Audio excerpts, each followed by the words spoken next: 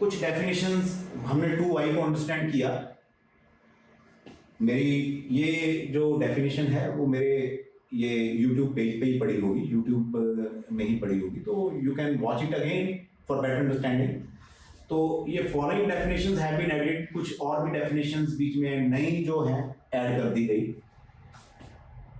Government establishments पहले central government state government के under थी, वो लिखा हुआ था, बट यहाँ पे इन्होंने गवर्नमेंट एस्टेब्लिशमेंट्स कर दिया, भी वो भी आएंगी।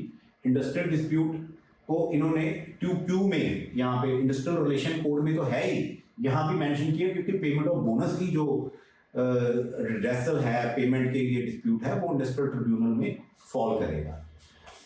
इंस्पेक्टर कम फैसिलिटेटर की यहाँ पे इन्होंने डाल दिया, भी वो कौन होगा, ये इंस्पेक्शन भी करेगा, ऑडिट भी करेगा और एम्प्लॉयर को गाइड भी करेगा। नेक्स्ट आ गया जी स्टेट की डेफिनेशन, ट्रिब्यूनल की डेफिनेशन। वेजेस टू आई हम पीछे बात करके हटे हैं, there is inclusion and exclusion clause, ये भी हम पीछे बात करके हटे हैं।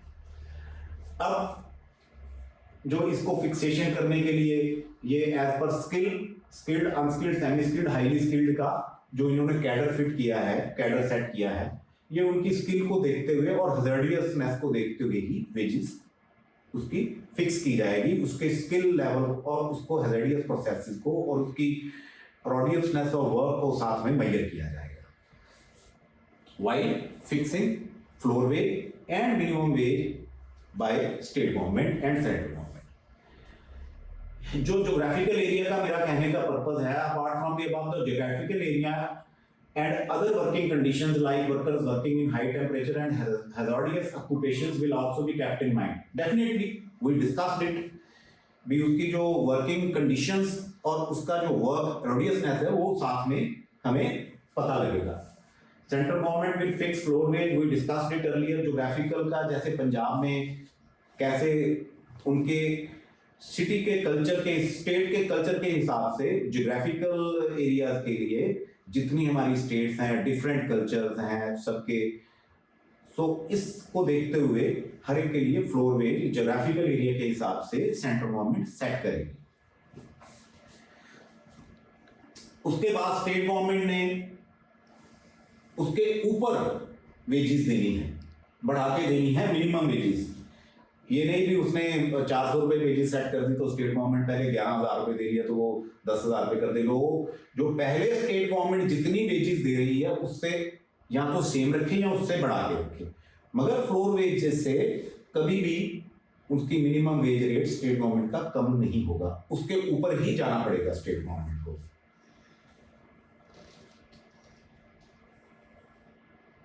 जो components of state minimum wages हैं वो सेक्शन 7 में अब दिए गए हैं। वो कैसे कंपोनेंट हैं मैं आपको वैसे बता देता हूं। एक वर्कर को खाने के लिए 2700 कैलोरीज चाहिए, उसको कितना कपड़ा चाहिए, उसकी फैमिली के यूनिट्स कितने हैं, उसको क्या क्या रिक्वायरमेंट्स हैं स्कूलिंग के लिए, ये अपना बाकी के मेडिकल के लिए, और सभी चीज़ों का ख्याल रख करके ये चीज़ें पहले एक रेट ऑफ कॉस्ट की सुप्रीम कोर्ट की जजमेंट थी उसमें आया करती थी।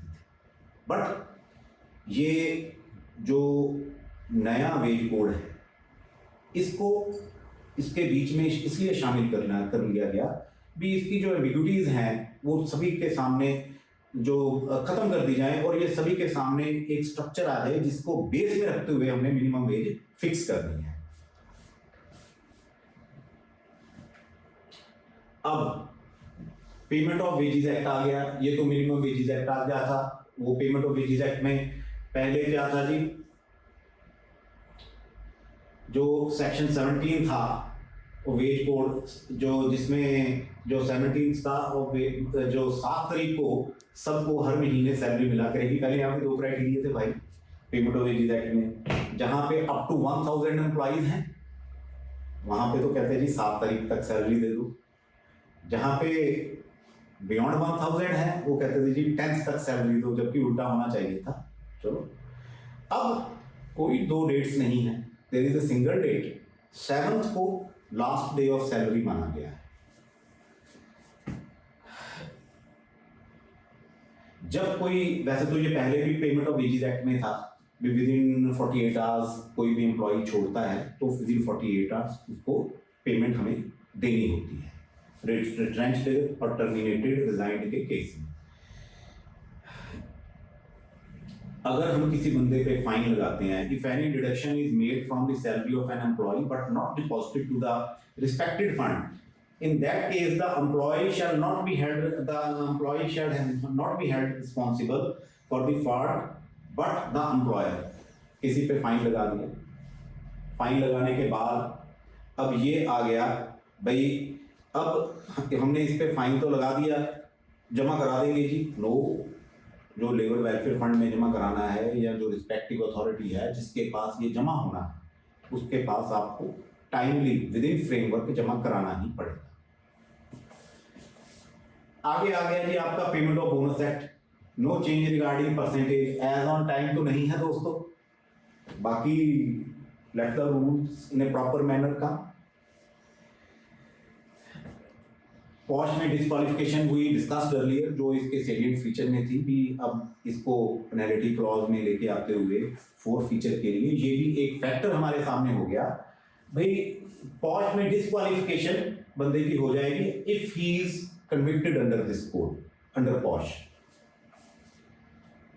पहले था बोनस में, बोनस ओनली बाय चेक और बैंक ट्रांसफर।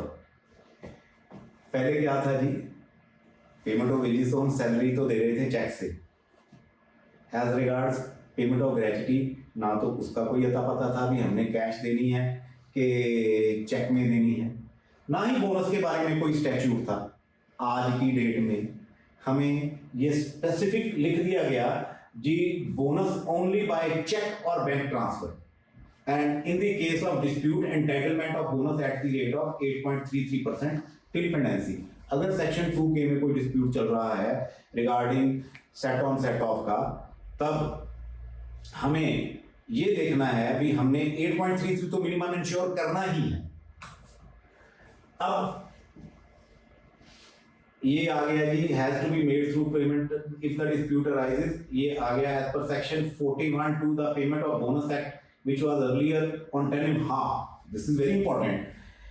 अब पहले जो बोनस था, पेमेंट ऑफ बोनस था, वो लागू था where 10 employees are working in factories, where 10 employees are working, और 20 एम्प्लॉइज वेयर नॉन फैक्ट्रीज में जहाँ पे 20 आदमी थे। अब दोस्तों यहाँ पे सेक्शन 41(2) में कोड ऑन वेजेस में क्लियर कर दिया गया बोनस की एप्लीकेबिलिटी ही 20 आदमियों पे है, बोनस की एप्लीकेबिलिटी ही 20 एम्प्लॉइज पे है, यानी जिस आदमी, जिस एस्टेब्लिशमेंट में लेस देन 20 वर्कर्स हैं, वो he is not amenable to pay bonus to its employees. Next, section 41 further provides educational institution, hospital, Reserve Bank of India, life insurance corporation, university, etc. they are not covered under payment of bonus act। मेन सीधी सी बात, जो हमारे institution हैं, hospital हैं, educational institutions हैं, banks हैं, they are not covered under the payment of bonus act. ये पहले भी बोनस एक्ट में था। Earlier the bonus was applicable to every entry, even otherwise factory that has been made applicable to more than 20। हाँ, ये पहले था factory act, कई स्टेट्स में 20 पे आ गया था, तो बोनस की एक्सक्लूजन तो वहां पे ही शुरू हो गई। अगर फैक्ट्री एक्ट ही नहीं रहा तो बोनस काहे का, बंदे ही 20 से कम है तो बोनस काहे का। नेक्स्ट जी, एडवाइजरी बोर्ड तो यहाँ भी वेज कोड फिक्स करने, वेज कोड में मिनिमम वेज रेट फिक्स करने के लिए है, मिनिमम वेजेस में भी था, मिनिमम वेजेस एक्ट में भी था। अब payment of dues claims under this wage code time, हाँ पहले क्या था जी, पेमेंट ऑफ वेजेस एक्ट में 1 साल में हम अपना डिस्प्यूट रेज कर सकते थे पेंडेंसी, मिनिमम वेजेस एक्ट में 6 महीने में, और बोनस एक्ट में 1 साल के बाद टाइम बार्ड हो जाता था। अब under this wage code time limitation is 3 years as per section 45(6)। 3 साल तक यहाँ पे हम वेजेस को, ये पेंडिंग वेजेस को, डिफरेंस ऑफ मिनिमम वेजेस को और पेमेंट ऑफ बोनस एक्ट को क्लेम कर सकते हैं in their respective forums. Appeal, पहले जो ना तो अथॉरिटी थी, appellate authority under payment of wage act, और ना ही कोई मैकेनिज्म था। अब मैकेनिज्म है, एपीलेट अथॉरिटी यहाँ पे बना दी जाएगी, वो नोटिफाई की जाएगी, और जो अपील है for against the orders of the respective forum for to claim bonus, difference of minimum wages और पेमेंट ऑफ वेजेस, 90 डेज में वो एपीलेट अथॉरिटी के पास अपील कर सकते हैं। नाउ पेनल्टी क्लास भाई बड़ी एनहांस हो गई। पहले तो 500 रुपये, 1000 रुपये, 2000 रुपये तक पेनल्टी थी।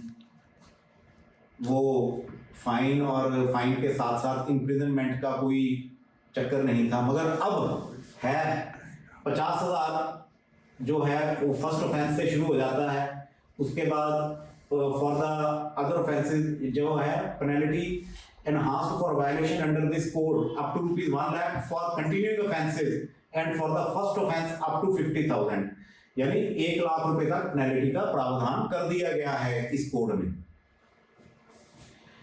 नॉन मेंटेनेंस ऑफ रिकॉर्ड का 10,000 है।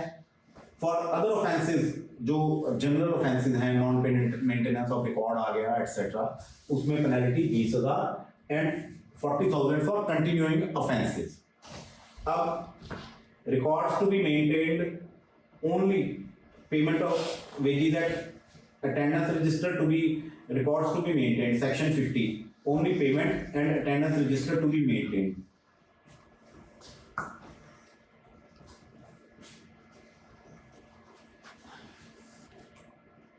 Now offenses and penalties जैसे मैंने पहले बता दी, कैन बी मेंटेन्ड इलेक्ट्रॉनिकली। पहले क्या होता था जी, हमें अगर ई रिकॉर्ड यानी कंप्यूटर में ऑनलाइन रिकॉर्ड मेंटेन करना होता था जी, पहले परमिशन ले लो, परमिशन लेने के बाद हम ई रिकॉर्ड मेंटेन करते थे ना। अब there is a statute favouring industrialist, जो इतने 20-25 रजिस्टर होते थे जी, उसको एंट्रियां कर करके सभी संभालते थे ना। अब जितने भी रजिस्टर हैं आप उनको इलेक्ट्रॉनिकली मेंटेन कर सकते हो। अटेंडेंस रजिस्टर तक को मेंटेन करने के लिए हमें परमिशन लेनी पड़ती थी। कईयों ने एग्जम्पशन दे दी, कई स्टेट्स ने, कईयों ने कहा जी अप्लाई करो हम एग्जम्पशन दे देंगे। नो, अब उन्होंने कोड में ही लिख दिया, नाउ डिडक्शन ऑफ फाइन, जो register of fine, deduction register, wages etcetera, जो रूल 51 में दिए गए हैं, दो अभी ये नोटिफाई नहीं हुआ रूल, ड्राफ्ट रूल है, बट ये हम इलेक्ट्रॉनिकली मेंटेन कर सकते हैं। वेज स्लिप भी हम इलेक्ट्रॉनिकली भेज सकते हैं ईमेल से, वी कैन सेंड इट। आगे offences under this code can be compounded, जैसे बंदे पे भाई लाख रुपए वाला फाइन हो गया या 50,000 वाला फाइन हो गया, वो कहे कि कचहरी में जाके बेल कराने से ज़्यादा बेटर है और वहाँ पे प्लीड गिल्टी करने से ज़्यादा बेटर है, मैं कंपाउंडिंग के लिए अप्लाई कर देता हूँ। कंपाउंडिंग के लिए अप्लाई करने के लिए उसके ऊपर एक बर्डन रहेगा, अभी उसको 50% of the amount of fine for that offence उसको होगा ही होगा, और तब जा करके उसकी जो है वो केस की खात्मा होगा, उस केस का खात्मा होगा। अब मिसलिनियस में आ गया जी, अगर हम किसी को पहले कहते थे जी हम क्या होता था जी, एम्प्लॉयर और एम्प्लॉय में लिखा आ गया कि इररिस्पेक्टिव ऑफ प्रॉफिटेबिलिटी बोनस तो 8.50% देंगे जी, 8.33% से थोड़ा सा बढ़ा दिया। कॉन्ट्रैक्टिंग इज बार्ड, वो नहीं होगा। Time interval for revision of DA था तो पहले भी मार्च और सितंबर था, अब इसको कईयों हर स्टेट्स का डिफरेंट था, but now this code provides revision of DA before 1 April and 1 अक्टूबर। यानी स्टेट गवर्नमेंट को पहले क्या होता था जी, 2 महीने बाद आ रहा है, सितंबर में रिवीजन होनी थी, नवंबर दिसंबर में आई, अब 2 महीने का एरियर दो, उसके लिए ESIPF का झंझट, बड़ी प्रॉब्लम आती थी, फिर एरियर दे दो, that was a wrong thing. अब इन्होंने स्टैट्यूट बना दिया, एक कोड में लिख दिया भी अप्रैल और अक्टूबर में, उससे पहले ही ये हो जाएगा। अब rest intervals under WC wage code, minimum wage rule shall not beyond 1 hour. हाँ, जो रेस्ट ओवर थे हम स्प्रेड ओवर बढ़ाने के लिए ना 2-2 घंटे हम क्या करते थे जी, स्प्रेड ओवर बढ़ा लिया, 12 घंटे का करना स्प्रेड ओवर जी, 2 घंटे पहले जी लंच आवर 2 घंटे का, घंटे की टी टाइम, घंटे का टी टाइम, 8 घंटे से 12 घंटे हम आराम से कर जाते थे। अब नहीं, अब इन्होंने लिख के लगा दिया भी वेज कोड में it shall not beyond 1 hour. अब spread over shall not be more than 12 hours जैसे मैंने कहा है, बट वो जो OSH है उसमें 13 आवर्स का प्रोविजन है। In wage code rules provision of floor wage has been made, हाँ वो ये रूल्स की बात हो रही है। In chapter 7 rules any undisbursed amount to of an employee after his death and whose whereabouts are not known shall be deposited with DLC Deputy Labour Commissioner after 2 months। जो मैंने पहले कहा था ना कि अगर कोई पैसे जमा कराने वाले हुए ना हुए तो पेनल्टी लग सकती है, ये वैसे वाली पेनल्टी है, फाइन और रिडक्शन के साथ ही। Any undisbursed amount after 6 months shall be deposited with DLC। भाई ये जो लेबर वेलफेयर फंड के पैसे वाला चक्कर आ गया है, 6 महीने में हमें जो अनडिस्बर्स्ड अमाउंट है, पेंडिंग वेजेस रह जाती थी, पहले लेबर वेलफेयर फंड एक्ट में जमा कराते थे वेलफेयर कमिश्नर के पास। अब वो कहते हैं कि 1 साल का टाइम होता था, पहले 3 साल का होता था, फिर 1 साल का हो गया, अब तो 6 महीने का यहाँ पे प्रेस्क्राइब कर दिया गया। थैंक यू वेरी मच दोस्तों। ये मैं कुछ आपको जो बताना चाहता था ये वेज कोड के बारे में। I can compile all the codes in one go, but बोरियत होगी, मोनोटनी आ जाएगी। बेटर है ये हम नेक्स्ट एपिसोड में बताएं। Wait for the next episode. Thank you very much.